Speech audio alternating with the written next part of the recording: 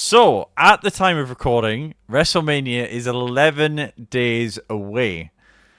And, of course, with any WrestleMania build, there's been a lot of questions as to has it been a good build? Has it hit the marks we've needed it to? Could they have done more? Should they have done less? All of the usual discourse with wrestling internet fans.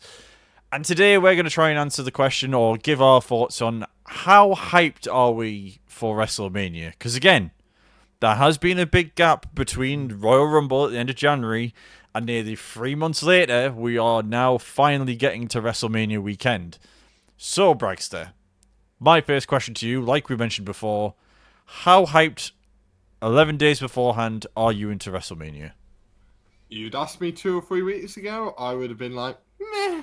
I'm like, I'm probably a 6 out of 10. Now I'm like an 8 or 9. Like I'm so ready for it, and the fact that, as you said, at time of recording, we've got SmackDown, Raw, and then SmackDown again. So we've got 3 shows to build everything going into it. It get even further than it already has built.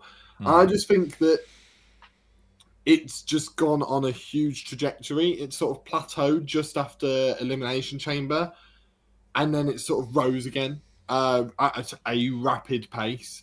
I think you hit the nail on the head a little bit when you mentioned the really long gap between the Rumble and Mania. I think that is the main reason why it's felt a bit odd and why it sort of hit that limbo. We've mentioned it before on this channel where you've got Charlotte and Jay picking their opponents so early that it then became difficult to build without going too quickly. To the point where they almost had to find like stopgap things for them to do. With Charlotte, obviously she had that the match with Michin and sort of got involved with all of that stuff going on. On Jay's side, you had him getting involved with A-Town Down Under. It seemed to have had like stopgap feuds. Yeah. It just felt odd, whereas it should just be build and build and build and build and build. But now they're actually starting to build those matches. Those matches feel good, especially Jay and Gunther, I think, has really elevated over the last couple of weeks. And then you've got, as the matches start to build and I start to look at the card, there's not any, shall we call it, pee-break matches. Yeah. I don't look at the show and go, that's when I'm going to go to the toilet. I don't care about that. Like, all of them I want to see for different reasons. Now, don't get me wrong, I might not be hyped about certain matches as much as others, or, I probably won't care about the women's tag titles, but that's not announced yet. But there are certain little matches going on where I'm like, I don't really care. And yet you've then got other matches like Naomi and Jade Cargill, which is not a standout match on the card, personally. However, I'm excited to see what they do because they've built that feud so well. And, and again, that's ignoring the whole history element of the fact that this is the first time 2 women have had a match on the WrestleMania card without a title being at play. So the fact that they've built that so well without even it feels like they've not even mentioned the history element. And if anything, I respect them more for that because they've realized that the hype isn't about that. The hype is that the feud is actually good. And then, you've got the likes of LA Knight versus Jacob Fatu, where you could have Jacob's crowning moment, and you've got the main event triple threat match where, to be honest, anything can happen. And that's how I feel about a lot of the card, is anything can sort of happen. And it's sort of built in a way where they've teased both people winning, or, if it's a triple threat, all of them winning at some point has been teased. Yeah. And it makes sense. And that going into it is so good. Like, even what most people, I say, would consider the most, obvious win for John Cena because he's just turned heel. I don't think I'm an idiot in thinking that there is a genuine possibility Cody Rhodes walks out of WrestleMania with those titles because of the thing that people have mentioned, which is do they really want Cena's 17th world title reign to be as a heel? Or do they want him to have this redemption arc? And is Cena going to tell the story of how losing your way isn't the right thing to do? And instead, if you lose your way, you can find your way back, which is a very Cena-like storyline to come up with. And you can then achieve what you want to achieve by coming back and being yourself again. You know, that's a genuine possibility. And they've teased that. And it's like, and that's what then gets me more hyped. The more I think about it, the more hyped I get. Yeah. And it's like, the more matches that get announced, the more I go, oh, that's a good one, or that's a good one, or that's a good one. Like, one of the matches has been taken away from me in Randy Orton and Kevin Owens, and I was really hyped for that match. And that's been taken away from me, and it hasn't affected my hype that much for the actual show as a whole, which shows the overall quality to me of the show. Yeah, absolutely. Yeah, so answering the question myself in terms of how hyped I am, it sounds like a cheesy thing to say, but honestly, my hype was always there. Like, I never really lost it, because I remember my first WrestleMania being WrestleMania 32, and there were so many things that had that show going for it. If you went to before Christmas, you had Seth not being injured, you had all sorts of matches which were set up, you had plenty of people and big marquee matches to have. And then the injuries came, and then Seth was out. You didn't get this big Seth Roman match as the main event. You didn't have people like Neville, who'd had a great year, who would probably have won the Intercontinental title if not for the injury. You had a bunch of other factors go into it, and it just completely plateaued everything and destroyed it. And they made the most of what they had, which wasn't a whole lot. And ever since that WrestleMania, as long as there are a handful of matches for me to get invested in, I've never had an issue going into Mania. And I also lived through the era of Roman Reigns getting covered in dog food and all these terrible booking decisions. Yeah. And as long as this build has been, and that is probably my main complaint, is that it feels like with certain matches, if WrestleMania was this weekend, we'd be in a perfect spot. If you think of that Jay promo last night with Gunther, where Jay was looking him dead in the eyes saying, I'm not scared of you anymore, I'm ready for this match, I think that's the perfect send-off for that to go into Mania. Of course, there's other matches which haven't been set up yet, so that's why we need a few more matches. I'm kind of hoping we're going to get another interaction of some kind with Cody and Cena beforehand, because it feels like leaving the Crossroads as the last thing, and then they see each other in the ring. It doesn't necessarily have to be face-to-face. It can be Cody's doing a promo and Cena interrupts via video call or something. It doesn't, or Cody gets ambushed by The Rock again, or, gets ambushed by Cena on the go home. Like, it doesn't have to be like a it can be a pre-recorded thing that we're just seeing as being now and then. So, like, I'm not too concerned by that. But in terms of my overall hype, I mean, there's the Cena-Cody match, there's the triple threat, there's now the women's triple threat for the World Heavyweight Championship, there's... why am I blanking on what else there is? Because there's about 4 other matches that I was thinking about before. There's so many matches that I'm even struggling to think of. Like, you've got the Intercontinental Fatal 4-Way, which hasn't been mentioned yet. Yeah. Between Braun, Penta, Dom, and Finn. Yeah. Which, like, is just going to be brilliant no matter the outcome. Yeah. I don't think anyone's going to be annoyed. And and they have a real opportunity to do something very special with that match. If Dirty Dom wins that match, I've told you this theory before, and I will say it again. Dirty Dom wins that match, Monday night after WrestleMania, Sheamus comes out and challenges him, and makes it a one-day reign for Dirty Dom. Oh my god, I forgot about that theory. I am telling you, if that happens, I will be on here, and that will be one video for the channel, and it's all of me celebrating my achievement. But I don't think it will happen. But it's That still would be brilliant. It would be brilliant. Because you would then have just Finn costing because Finn's annoyed. Yeah, but even so, like, Even so, it doesn't matter. It's because Sheamus is getting his Grand Slam, Dom's not keeping that belt. He has his WrestleMania moment. Oh, that's genius. But then loses it, much like Zack Ryder did in 32. Oh my god, Zack Ryder did it in 32. Anyway, right, before I go down a rabbit hole that I wasn't necessarily meaning to go down. So like, there are so many matches, and there's matches we don't even know about yet, because, again, you've got the US title, you've got the women's titles as well, which haven't been sorted out yet. We don't know what's happening with those. So there's a lot to still go through, and we've got 3 shows to go through it. And they may well just be throwaway matches, and they might just stick them together or whatever, but I'm sure that whatever they put together, based on the past couple of WrestleManias, I'm very confident that we're going to have a great show. There's going to be 2 great cards on there as well, both on the Saturday and the Sunday, whichever way they mix them up.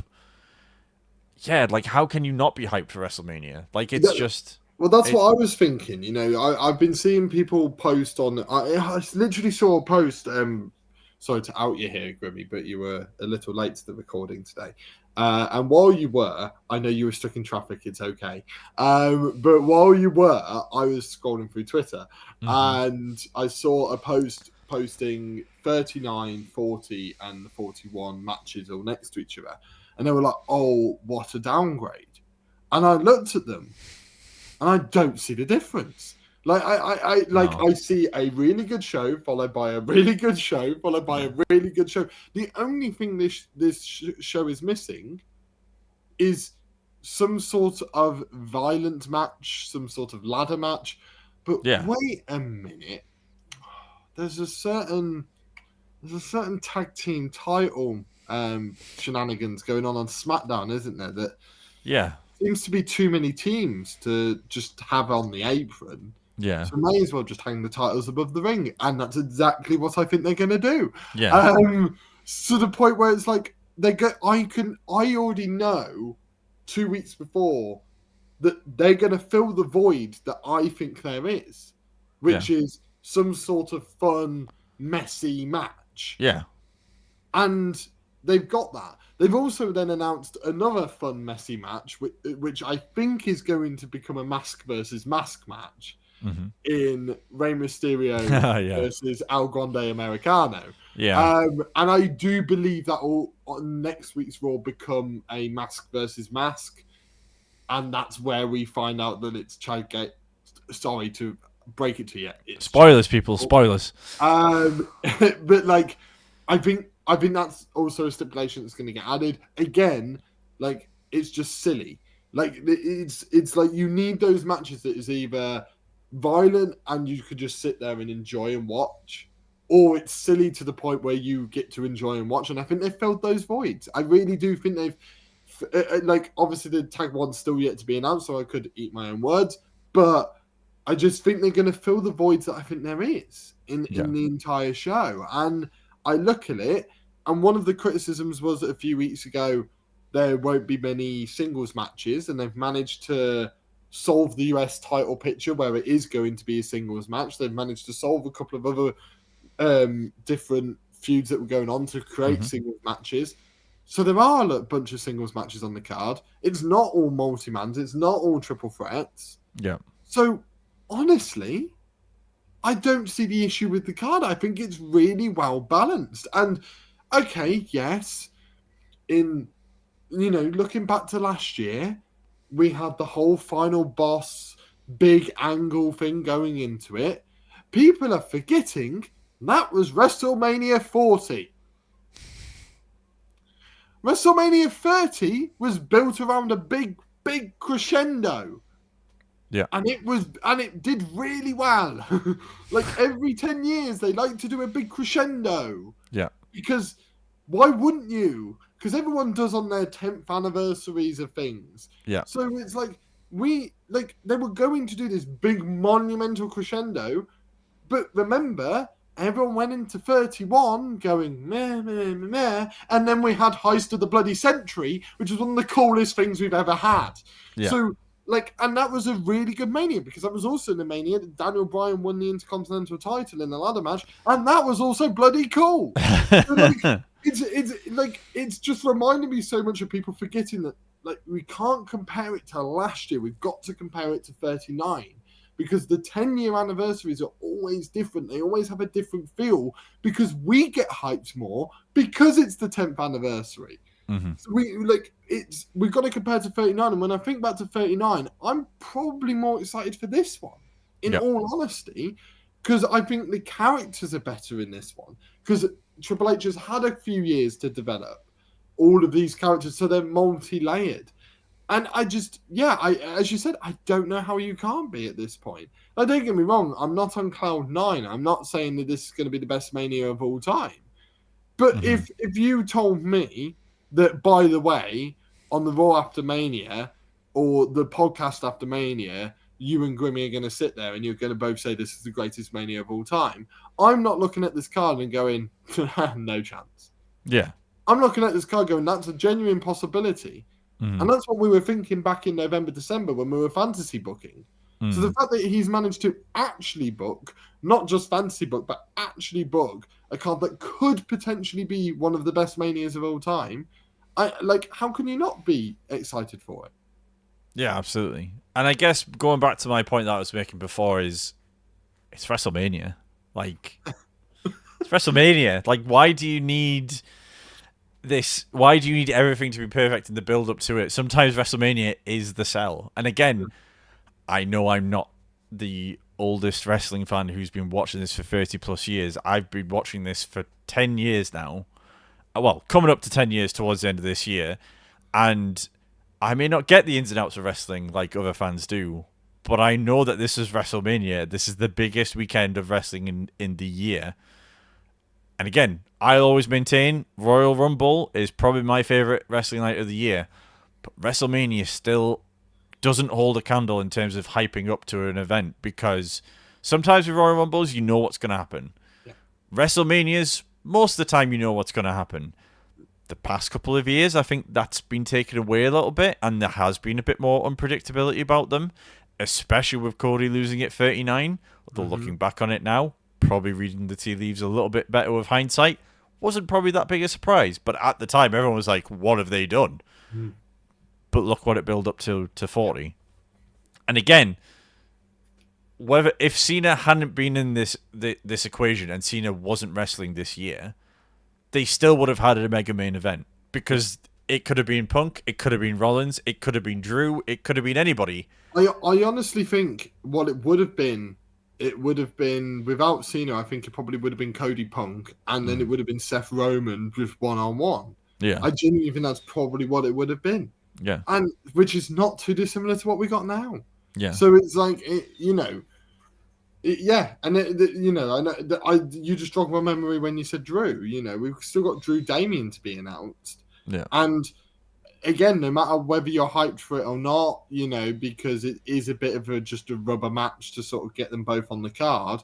But we both know how good they are in the ring. Yeah. So it's I just know that I'm going to watch that match and go, oh my God, that was awesome. So it's if even the matches that haven't had the best build, or even, feel like they're just throwaway matches, in reality, when it comes to the actual night, like you said, because it's a Mania, they're going to pull out all the stops. Yeah. And pull on the best matches they possibly can. Yeah. And the last thing from me, before I let you sign off, Bragster, is we get shoved down our throat about the Attitude Era, how everyone wanted to have the best match on the night, and the mentality was if you didn't try to have the best match, there was no point you being there. This WrestleMania, it feels like any of the matches going in, sure, yes, there is maybe levels to how realistically can they get high up the card in terms of quality, but everybody going in, there is no reason why not every single match on there should have something special or be good in some way, shape, or form. And we've not had that for WrestleMania for a long time. And to have had it for 2-3 years in a row is kind of ridiculous at this point. Yeah. So I think we should just enjoy what we get, really. Of course, there will be criticisms. There's always going to be, and we may well watch something on the night and think, "Oh, that didn't quite land," or "Oh, they kind of dropped the ball there," and that's okay. That's what happens. It's wrestling. It's live entertainment. It's going to happen. But I still don't think the discourse of, "Oh, this isn't quite right," or "the build's been too long" is quite justified. I think like there's been a little bit too much negativity. Just look back at 32. That's all I tell people is watch 32 or look at what happened at 32's build and then come back to me and say this has been a bad build, because it's far from it, really. No, it really is. And, it's sort of using that football analogy. It feels like we have been a rubbish football team for so long that we've tasted success for the last 4 years and think that we owed the best thing on God's green earth. Yeah. Remember where the hell we came from. Mm-hmm. Like we came from going into Manias potentially thinking about not watching them. And now we've got must-see TV every single week and a must-see Mania that, as you said, every single match on that card, I could think of a finish or a way they could do it that would create a WrestleMania moment. Mm-hmm. Something that we come out of that show talking about to our friends that aren't wrestling fans. Mm-hmm. And that is not only what wrestling is all about, that is what Mania is all about. Yep. So if you can't be hyped for that, then you can't be hyped for any Mania, in my personal opinion. 100%. 100%. And with that being said, folks, let us know in the comments how hyped are you for WrestleMania. Give us a rating out of 10 and let us know what match you're most looking forward to as well. And as always, if you have enjoyed this video and want to see more wrestling content, don't forget to hit that like button and, more importantly, hit that subscribe button. And we will catch you on the next one, where I'm sure in the next week or so we're going to be doing reviews of WrestleMania, predictions for WrestleMania. There's going to be a lot of WrestleMania-centered content, so get ready for it. He's putting his hands up, but he knows he's beaten me already, so it's fine. So yeah, we'll catch you on the next one, folks. Thanks for watching, and we'll see you soon.